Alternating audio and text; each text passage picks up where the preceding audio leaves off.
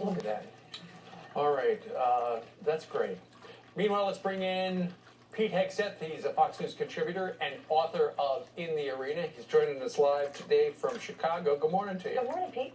Good morning. Thanks for having me. You spent a lot of time down in Washington, D.C. What do you make of the fact that, given what Paul Ryan has said in the last 48 hours, Donald Trump is distancing himself from the Republican establishment? You know, I think he has to.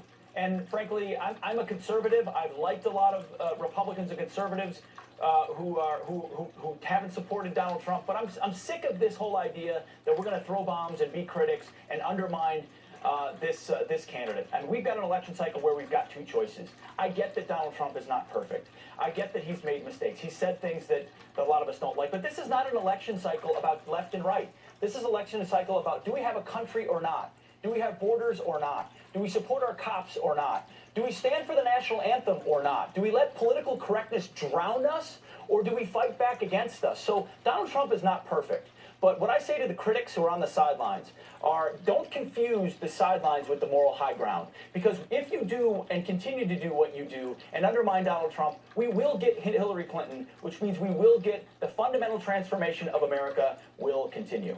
So you built your book around a very famous Teddy Roosevelt speech. And give us the essence of it, because I think it may speak to what we're watching right now. Yeah, I wrote a book called In the Arena. It's about a quote, a man in the arena quote, which many is famous and a lot of people out there will know. I carried it with me to Iraq and Afghanistan and Guantanamo Bay. It came from a famous Teddy Roosevelt quote. I don't know if you've got the quote there, but the man in the arena quote says, "It's not the critic who counts, it's not the man who points out where the doer of deeds could have done them better or where the strong man stumbles. The credit belongs to the man who is actually in the arena, whose face is marred by dust and sweat and blood, who strives valiantly for worthy causes, and who errs because there is no effort without error and shortcoming." And he ends by saying, "So that we never shall be with those cold and timid souls who know neither victory nor defeat."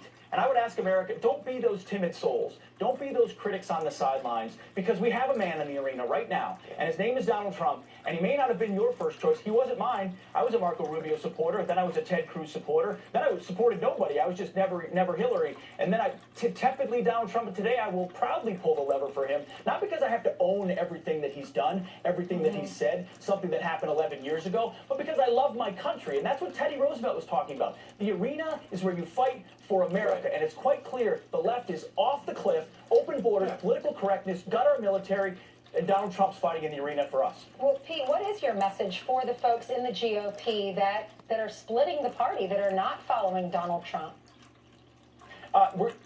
Thank you very much for Hillary Clinton. Thank you very much for a Supreme Court that's going to undermine our Second Amendment and our First Amendment.